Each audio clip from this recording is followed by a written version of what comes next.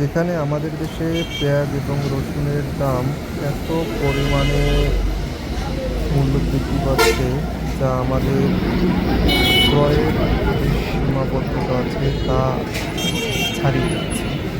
কিন্তু এই বাজারে আপনার পেঁয়াজ এবং রসুনের দাম শুনলে আপনি মাথা ঘামাবেন।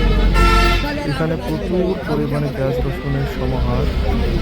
আসলে উত্তরবঙ্গে আমাদের দেশে সবথেকে বেশি পেঁয়াজ রসুন চাষ হয়, যার কারণে পেঁয়াজ এবং রসুন খুব পাওয়া যায়। এখানে মন মূল্যে পেঁয়াজ কেনা বেচা হয় এবং রসুনও সেম। আপনি চাইলে এখান থেকে খুচরাও কিনতে পারেন এবং চাইলে পাইকারি কিনতে পারেন।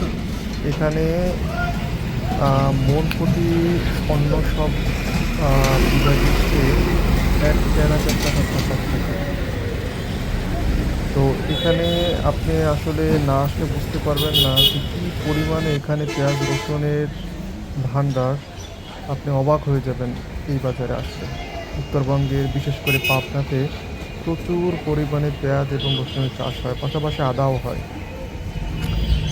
এখানকার মানুষ ধানের পাশাপাশি পেঁয়াজ রসুনের ব্যবসাটাকে খুব ঝাঁকজমকভাবে তৈরি করেছে। আর এই অঞ্চলে প্রচুর পরিমাণে পেঁয়াজ এবং রসুন চাষাবাদ হয় এবং মাটির উর্বরতার জন্য আসলে এখানে এই ফসলগুলো বেশি হয়।